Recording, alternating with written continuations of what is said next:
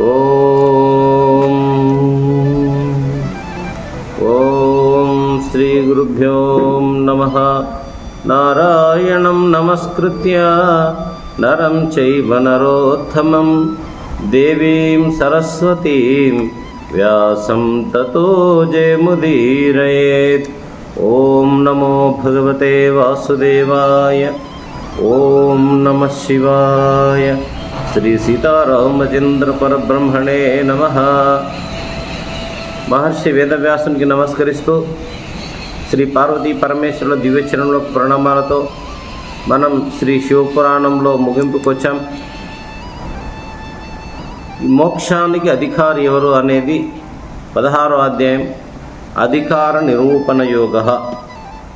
శ్రీరాముడు అడుగుతున్నాడు, భగవన్మోక్షమార్గోయ తయా సమ్యకుదాహృతః తత్రాధికారిణం బ్రూహి తత్ర మే సంశయో మహాన్.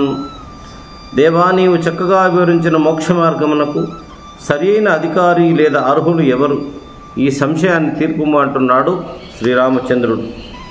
ఈ మోక్షమునందు శివుడు చెప్తున్నాడు, బ్రాహ్మణులు, క్షత్రియులు, వైశ్యులు, శూద్రులు, స్త్రీలు, బ్రహ్మచారి, గృహస్థుడు కానీ లేదా ఉపనయనము కానీ, ద్విజుడు కానీ అధికారులు. ఈ శివగీత యందు ఎవరెవరికి అధికారం ఉంది చూడండి. బ్రాహ్మణులు పర్వాలేదు, క్షత్రియులు పర్వాలేదు, వైశ్యులు పర్వాలేదు, శూద్రులు కూడా పర్వాలేదు, స్త్రీలు పర్వాలేదు, బ్రహ్మచారి, గృహస్థుడు, ఉపనయనం కాని వాళ్ళు కూడా దీని యందు అధికారులు అంటున్నారు. వానప్రస్థమం వారు కానీ, ఇతర ఆశ్రమములు కానీ, యతి కానీ, పాశుపత వ్రతము యోగి కానీ ఎవరైనా ఇందుకు అర్హులే. కానీ వారికి ఉండవలసినది శివభక్తి మాత్రమే. అది లేక ఇతర విషయాలు చిత్తమందు గలవాడు అధికారి కాడు. మొట్టమొదటి అధ్యాయంలో మనం చూసుకున్నాం, కోటి జన్మార్జిత పుణ్యై శివే భక్తి ప్రజాయతే. పరమేశ్వరుడైన ఆ శివుని యందు కోటి జన్మల యందు కొంచెం పుణ్యం ఉంటే మనిషి దగ్గర శివుడి పైన మనసు నిలుస్తుందట. ఓం నమః శివాయ. ఇక మొద్దు, అజ్ఞాని, మూగ, చెవిటి, అశుచి, కర్మ బహిష్కృతుడు, పరిహాసకుడు, భక్తిహీనుడు అనర్హులు. వీళ్ళు అనర్హులట. చెవిటివాడికి శివుడి గురించి చెప్తే ఏమర్థమవుతుంది? మూగవాడు చదువుకొని ఏం మాట్లాడతాడు? అజ్ఞాని, మొద్దు, శుభ్రత లేనివాడు, కర్మ బహిష్కృతుడు, పరిహాసకుడు, భక్తిహీనుడు, వీళ్ళంతా అనర్హులు. అట్లే భస్మ రుద్రాక్షధారులను, లింగధారులను ద్వేషించువాడు కూడా ఇందుకు అర్హులు కారు. విభూతి ధరించిన వాడిని కానీ, లింగధారులను కానీ ద్వేషిస్తే ఈ భక్తికి అనర్హులు అంటున్నాడు శివుడు. ఇక నన్ను, తన గురువును, పాశుపత వ్రతమును, విష్ణువును గాని ద్వేషించువాడు శతకోటి జన్మలకైనను మోక్షమునకు అనర్హుడు. పరమేశ్వరుడైన నన్ను కానీ, గురువును కానీ, విష్ణువును కానీ ఈ పాశుపత వ్రతము ద్వేషిస్తే కానీ 100 కోట్ల జన్మలకు కూడా మోక్షాన్ని అర్హుడు కాడట. బహు సత్కర్మలు చేసిన శివజ్ఞానము, శివభక్తియు లేని గృహస్థుడు ముక్తిని పొందలేడు. సౌ బాత్కి ఏక్ బాత్. ఏమంటున్నాడు ఇక్కడ శివుడు?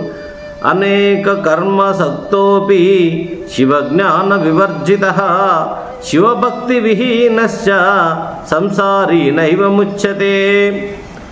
ఎన్ని సత్కర్మలు చేసినా శివజ్ఞానము, శివభక్తియు లేని గృహస్థుడు ముక్తిని పొందలేడు.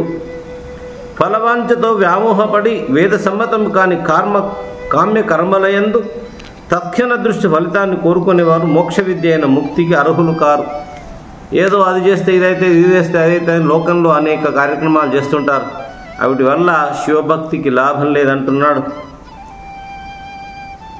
కాశీయందును, దండకావనమునందు అనగా రామేశ్వరం, శ్రీశైలమునందును, పుండరీకమునందును మరణించిన వారికి నా అనుగ్రహం వలన తారక బ్రహ్మ శ్రవణం జరిగి మోక్షం లభిస్తుంది.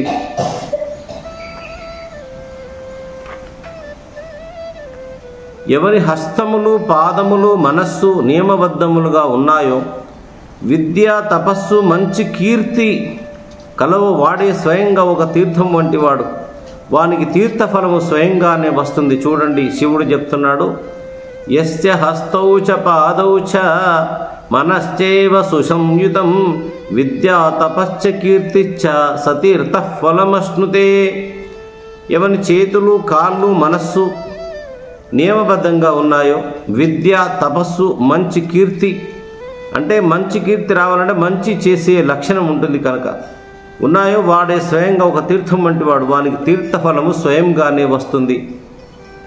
ఉపనయనము కానీ ద్విజ బాలుని చేత ఉపనయనము అగునంత వరకు వేద పదాలను పలికింపరాదు అంటున్నాడు. ఉపనయనము కానంత వరకు ద్విజులుడు శూద్ర సమానుడు. అతను వేద సంస్కారముల ద్వారా మళ్ళీ పుట్టేదాకా ద్విజుడు కానేరడు.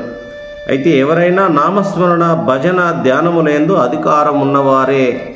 నామస్మరణ చేయడానికి, భజన చేయడానికి, ధ్యానం చేసుకోవడానికి అందరికీ అధికారం మాత్రం ఉందంటున్నాడు.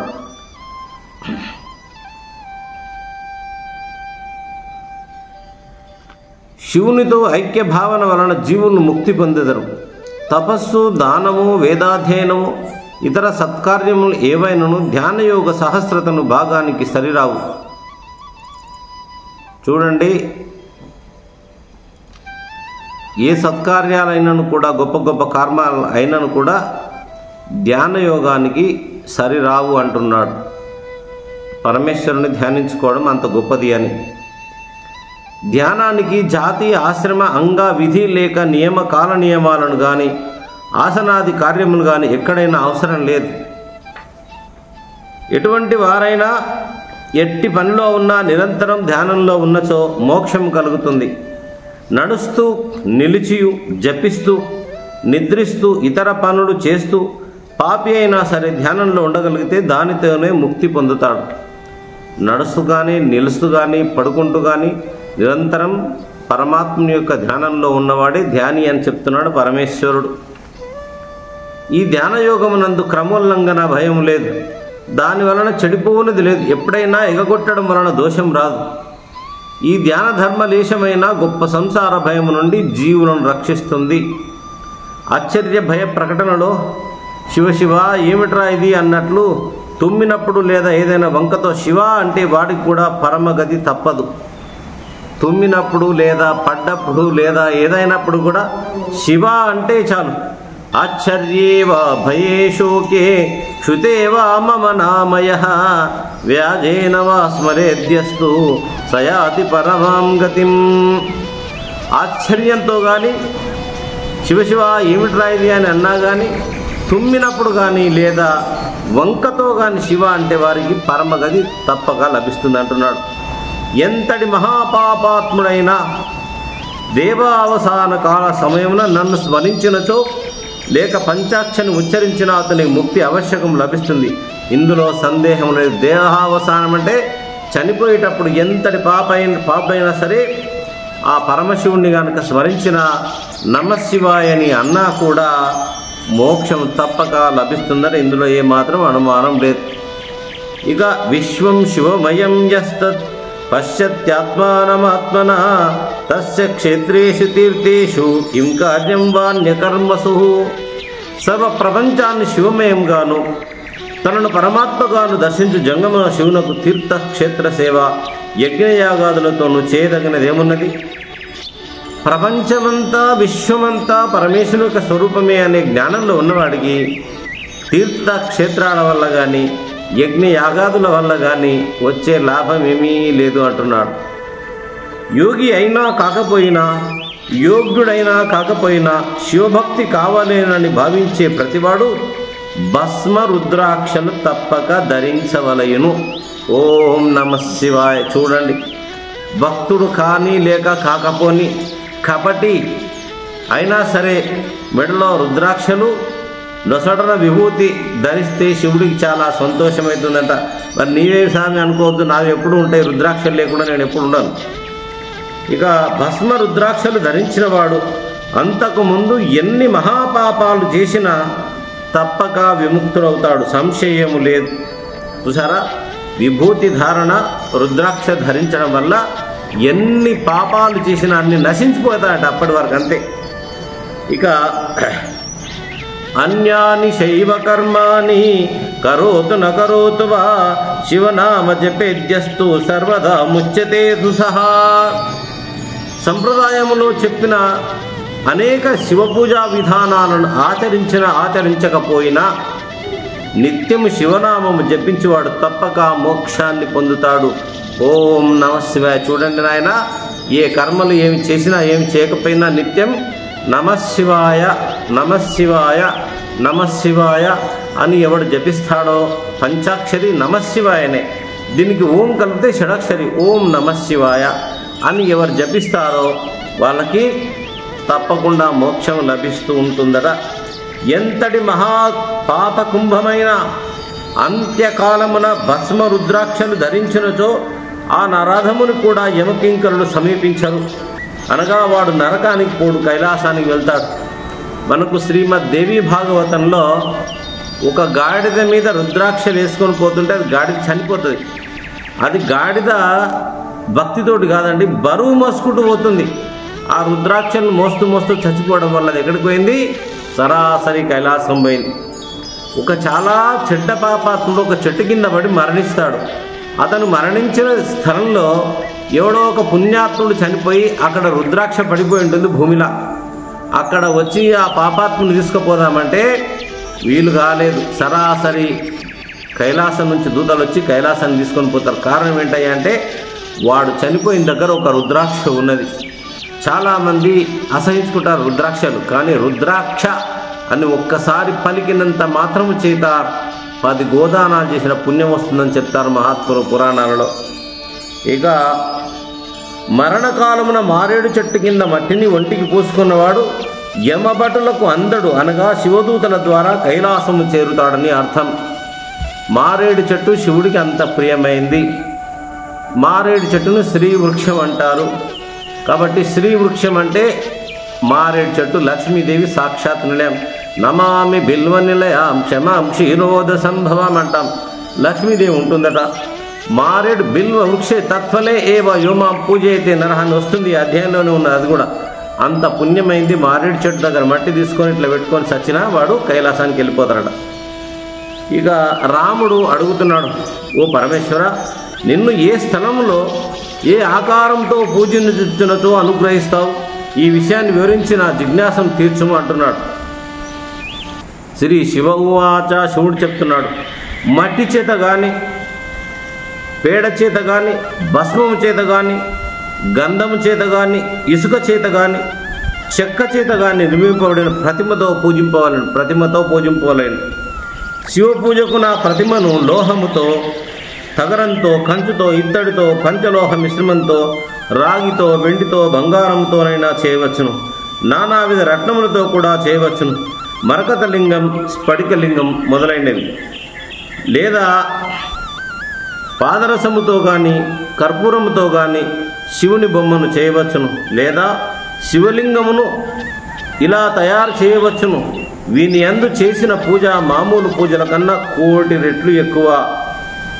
కాబట్టి పాదరసం కానీ, కర్పూరం కానీ, స్ఫటిక శివులైనా సరే అంటున్నాడు. శాశ్వత శుభం కోరు గృహస్థు నా ప్రతిమను మట్టి, చెక్క, కంచు, లోహము, రాయి వీటితో నిర్మించవచ్చును. శివలింగాన్ని మట్టి ఆయువు, చెక్క ఐశ్వర్యము, కంచు కులమును, లోహ ధర్మము, రాయి సంతానమును అన్నవి ఆయా పూజల వలన వస్తాయి.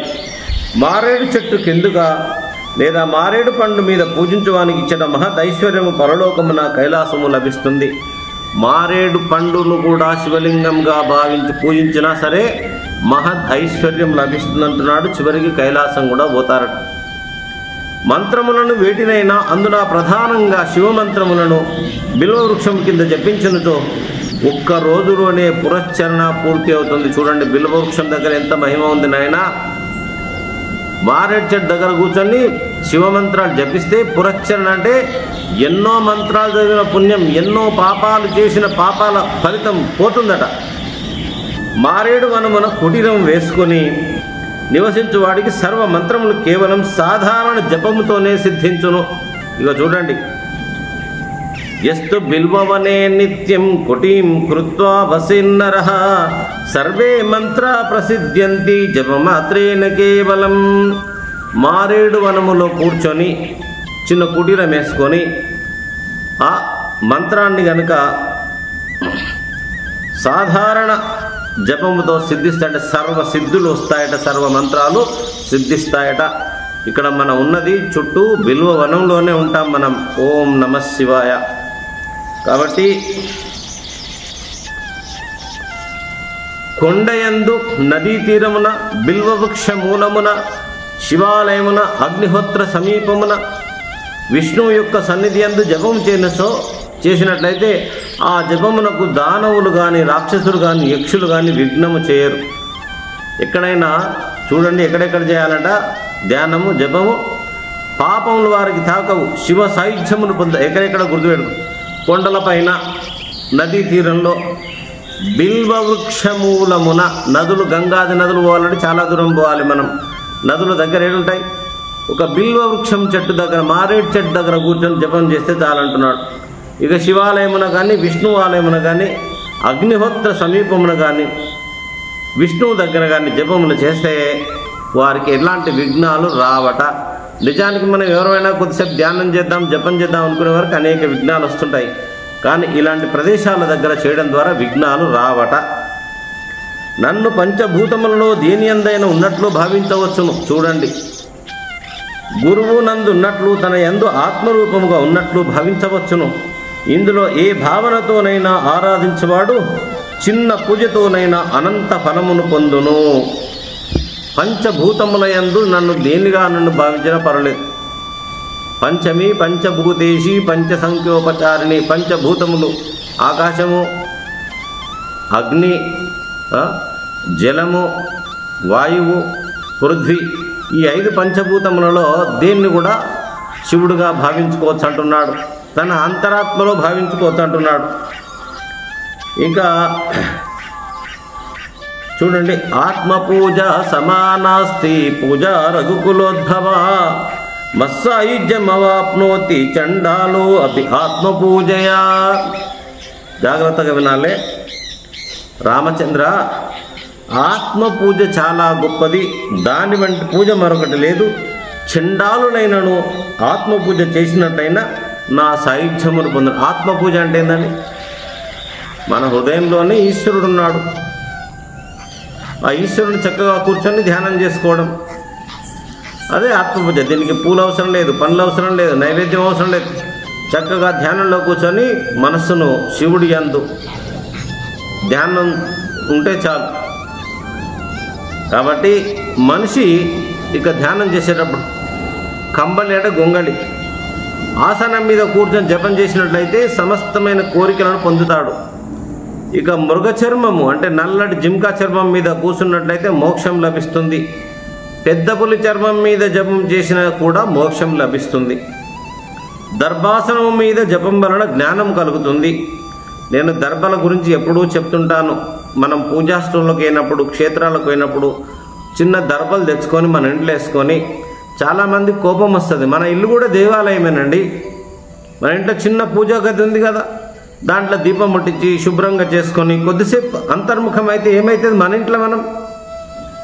ఇంట్లో కాకుండా మన హాల్లో అయినా సరే కొద్దిసేపు కింద కూర్చొని దర్భాసనం వేసుకొని దానిపైన జింక చర్మం, పట్టు వస్త్రం, జింక చర్మం లేకున్నా పర్వాలేదు, దర్భాసనం వేసుకొని మెత్తటి ఒక బట్ట వేసుకొని కొద్దిసేపు నమశివాయ, ఓం నమశివాయ 5 నిమిషాలు ధ్యానం చేయండి. మీకు ఎంత శాంతిగా ఉంటుంది భగవంతుని ధ్యానం చేస్తే. అందుకే మనకు ఆయన అంటాడు ఇక్కడ శ్రీకాళహస్తి శతకంలో దూర్జటి గారు రచించారు. నిప్పై పాతక దూల శైలమడ చొన్ని నామమును మానవుల్ దాపున్ దవ్వున విన్ననంతక భుజాపోదత క్లేశముల్ తప్పుదీరుక ముక్తులౌదురని శాస్త్రంబుల్ మహాపండితుల్ చెప్పంగా తమకింక శంకలుండవలెనా శ్రీకాళహస్తీశ్వరా అన్నారు. నమశివాయ అనేది దివ్య మంత్రం. మార్కండేయుడు నమశివాయని జపించుకుంటూ మృత్యువును జయించి బ్రహ్మలోకాలు కూడా ప్రళయంలో పోతుంటే కూడా ఆయన కల్పాంతర స్థితికి వచ్చేసాడు మార్కండేయుడు. ఓం నమశివాయ. కాబట్టి ఇంకా దర్భాల మీద కూర్చుంటే జ్ఞానం కలుగుతుంది, ఆకుల మీద కూర్చుంటే ఆరోగ్యం వస్తుంది, రాయి మీద కూర్చొని జపం చేస్తే దుఃఖం కలుగుతుంది, చెక్కల మీద కూర్చొని చేస్తే రోగాలను పొందుతారు. వస్త్రమునందు జపము చేసినతో ఐశ్వర్యం లభిస్తుంది. వస్త్రం అంటే పట్టు వస్త్రం వేసుకోవాలి. ఇంత జపం కోసము చిన్న పట్టు వస్త్రం, తెల్లది కానీ ఎర్రది కానీ ఒక పట్టు వస్త్రం మన ఇంట్లో పెట్టుకోవాలి. నేల మీద కూర్చొని చేస్తే మంత్రము సిద్ధించదు. జప ప్రారంభం చేయవాడు తూర్పు లేదా ఉత్తర ముఖంగా కూర్చొనవలెను. ఉదయం నుంచి తూర్పు ముఖంలో ఉండాలి, మధ్యాహ్నం సాయంత్రం తర్వాత ఉత్తర ముఖంలో ఉండాలి ధ్యానం జపం చేసేటప్పుడు. ఇక్కడ వరకు 16 అయిపోయినాయి, 17 అయిపోయినాయి, 18వ అధ్యాయంలా చెప్తున్నారు. ఈ 16వ అధ్యాయంలోనే ఇందులో 17, 18 అధ్యాయాలు కూడా చేర్చారు. ఇందులో కొంతమంది వాళ్ళు మాత్రం 17, 18 అధ్యాయాలుగా రచించారు. జపమాల విధానమును చెప్పేదను వినుము రామ, స్ఫటికమాల సామ్రాజ్యాన్ని ఇస్తుంది, పుత్రజీవ విత్తనములు ఐశ్వర్యాన్ని ఇస్తాయి. మనం జపమాలలో స్ఫటికమాల ఏమిస్తుందంట? చక్రవర్తి అవుతారట, సామ్రాజ్యం వస్తుందంట. ఇక దర్భముడుల మాలిక ఆత్మజ్ఞానాన్ని ఇస్తుంది. రుద్రాక్షమాల సమస్తమైన కోరికలను ఇస్తుంది, రుద్రాక్షతో కనుక జపం చేస్తే. పగడాల మాలతో జపం చేస్తే సమస్త లోకములు వశంలోకి వస్తాయి. పెద్ద ఉసిరిక యొక్క పళ్ళతో చేయబడిన మాలిక మోక్షదాయకమైనది అగును. ముత్యములచే చేయబడిన మాలిక సమస్త విద్యలను ఇస్తుంది. మాణిక్యముల చేత చేయబడిన మాలిక లోకత్రయమును వశం చేస్తుంది. నీలముల చేత గాని మరకతముల చేత గాని చేయబడిన మాలిక శత్రువులకు భయాన్ని కలిగిస్తుంది. బంగారు పూసలతో చేయబడిన మాలిక గొప్ప సంపదనిస్తుంది. అట్లే వెండిదైన జపమాల కోరబడిన కన్యనిస్తుంది అంటున్నాడు. పాదరస గుండ్ల చేత చేయబడిన మాలిక పైన చెప్పబడిన సమస్త వాంఛలను తీరుస్తుంది. ఇక జపమాలలో 108 పూసలు గల జపమాలిక సర్వోత్తమైంది అంటున్నాడు. 100 పూసలుంటే ఉత్తమమైంది అంటున్నాడు. 50 పూసలు గలది మధ్యకరమైన జపమాల. 54 పూసల మాలిక మధ్యరకం, 27 పూసల మాలిక అధమ మాలిక, 25 పూసల మాలిక అయినా సరే అధమ మాలికయే. 100 పూసల చేత చేయబడినది అయినట్లయితే ఈ మాలిక యందు 50 అక్షరములను ఎదురుబదురుగా అన్నట్లుగా ఆవాహన చేయవలను. ఎవరికైనాను స్పష్టముగా జపమాలను చూడరాదు, స్పష్టముగా జపమాలను చూపరాదు. మనం జపం చేసేది లోపల పెట్టుకోవాలంటున్నాడు. అక్షరమాలను ఆవాహన చేసినతో మాలికతో జపం చేస్తే ఒకసారి జపం చేస్తే ఒకసారి పురచ్చరణ చేసినట్టు అర్థం. పురచ్చరణ అంటే గౌరవంగా ఆచరించడం అని, మాలను ముందుకు తిప్పట అని అర్థం. మంత్రగ్రంథాలన్నింటిలోనూ పురచ్చరణ అని ఉన్నది. పునశ్చరణ అనటం పండితాహంకారుల సొంత ఉచ్చారణ మాత్రమే. కాబట్టి కూర్చొని ఎడమకాలి మడమను మన గుదస్థానంలో బిగించాలి. ఎడమకాలిని, కుడికాలి మడమను జననేంద్రియంపై పెట్టినచో దీనిని యోని ముద్ర మూలబంధం అంటారు. ఈ ఆసనము ఉత్తమమైన ఆసనం, జపానికి యోగానికి శ్రేష్టం. ఇది చాలా సులువైన ఆసనం, దీనికి ఏమీ ఇబ్బంది ఏం లేదు. యోని ముద్రాసనమునందు కూర్చొని ఎవడైనా ఏ మంత్రమైనా జపించినచో అతనికి తప్పక సిద్ధి లభిస్తుంది. మంత్రములు మాన నామాక్షరములను బట్టి, వాటి ప్రథమ బీజమును బట్టి లేదా వాటి ఆకారమును బట్టి, వాటిలోని వర్ణముల స్థితిని బట్టి రకరకాలుగా ఉంటాయి. చిన్నములు, రుద్దములు, స్తంభితములు, మెలితములు, మూర్ఛితములు, సప్తములు, మత్తములు, బీజహీనములు, దగ్ధములు, త్రస్తములు, హరివర్గములు, బాలములు, యువకములు, వృద్ధములు అని కొన్ని ఫలించవు. కొన్ని వ్యతిరేక ఫలాలు ఇస్తాయి. కొన్ని చేతబడులు మొదలగు వాడికి పనికిరావచ్చు. కొన్ని సిద్ధించడం ఆలస్యం. ఇట్టివన్నీ యోని ముద్రలో జపించినతో సిద్ధిస్తుంది. తెల్లవారుజామున బ్రాహ్మీ ముహూర్తం నుండి మధ్యాహ్నం వరకు జపం చేయవచ్చును. ఏ కోరికలు లేకుండా ఎప్పుడైనా జపం చేయవచ్చును. కోరికల కోసం మాత్రమైతేనే ఉదయం నుంచి మధ్యాహ్నం వరకు చేయొచ్చు అంటున్నాడు. ఇక మధ్యాహ్నంతర జప నిషేధము మంత్ర పురచ్చరణానికి కామ్యకర్మలలో చే జపములకు మాత్రమే వర్తిస్తాయి. కానీ నిత్య పంచాక్షరి జపం వంటి నిత్యమునందు, గ్రహణం వంటి నైమిత్తిక సందర్భంలో చేసే జపమునకు, తపస్సులకు కాల నియమం లేదు. ఎవడు నిష్కాముడై జితేంద్రుడై నా ఆకృతిని ధ్యానిస్తూ రుద్రమును గాని షడక్షరిని గాని కేవల ప్రణవమును గాని జపించునో లేదా అధర్వ శిరోపనిషత్తును గాని కైవల్యోపనిషత్తును గాని పఠించినచో వాడు శరీరము దాల్చిన శివుడే అగును, అనగా జంగమ పరమేశ్వరుడగును. రుద్రం నేర్చుకుంటే మంచిది. ఆ శివయ్య సంకల్పం ఉంటేనే రుద్రం వస్తుంది. సామాన్యంగా రుద్రం రాదు, ఆ శివానుగ్రహం ఉండాలంతే. ఎవడు జితేంద్రుడై నిత్యం ఈ శివగీతను చదివినా విన్నా సంసారము నుండి విముక్తిని పొందును. సూతుడు ఈ విధంగా చెప్తున్నాడు. ఈ విధముగా గీతోపదేశమును చేసిన మహాదేవుడు అచ్చటిని అంతర్ధానము చెందెను. రాముడు తక్షణమే తనను ధన్యునిగా భావించుకున్నాడు. మునుడారా, నేను శివగీతను మొత్తము చెప్పితిని, దీనిని ఏకాగ్ర చిత్తంతో చదివినా వినినా అట్టి వానికి మోక్షము కరతలామలకమని అర్థము అని సూతుడు చెప్తున్నాడు. కనుక ఋషులారా, సమాహిత మనస్కులై మీరు నిత్యము శివగీతను పఠింపుడు, అది సులభముగా మీకు ముక్తి లభించగలదు. ఈ శివగీత విన్నంత మాత్రమే ముక్తి వస్తుంది. వామ్మో, చూడండి, విన్నంత మాత్రం చేతనే ముక్తినిస్తుందట. దీని వలన శరీర కష్టము, మానసిక శోభము, ధనహాని, ఆత్మపీడ మొదలైనవి కలగవు కదా.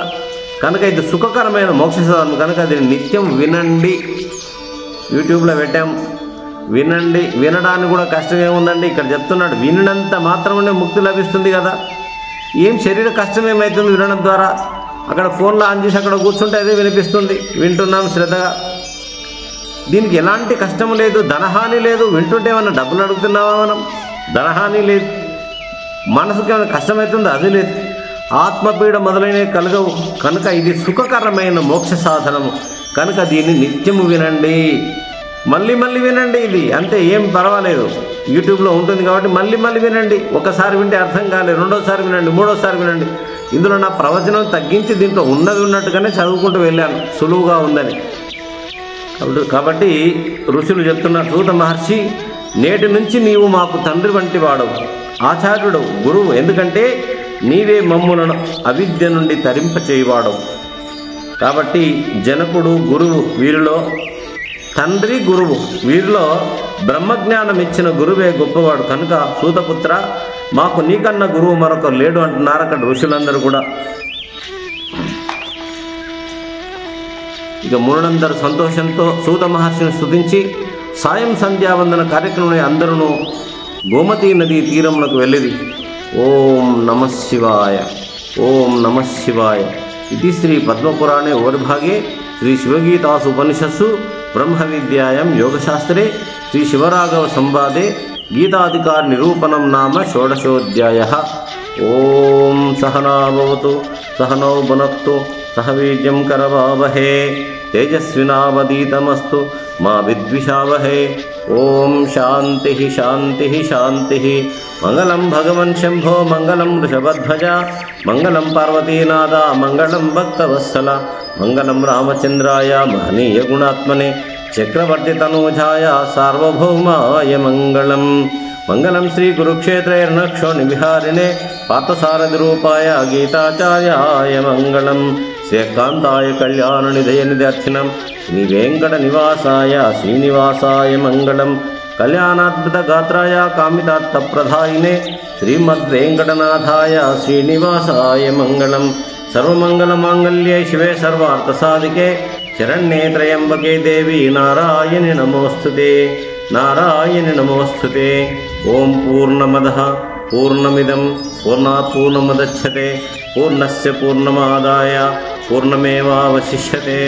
ఓం శాంతి శాంతి శాంతి. మరి గత వారం 10 రోజుల నుంచి శ్రద్ధగా వింటున్న మీ అందరికీ ఆ పార్వతీ పరమేశ్వరుడు ఆయు ఆరోగ్య ఐశ్వర్యములు సంపూర్ణముగా మీకు చేకూర్చుదుగాక అని సెలవు. లైక్ చేయండి, ఇతరులకు షేర్ చేయండి. మన ఛానల్ కొత్తగా చూసేవాళ్ళు సబ్స్క్రైబ్ చేయండి. ఓం నమః శివాయ. సర్వం శుభం భవతు.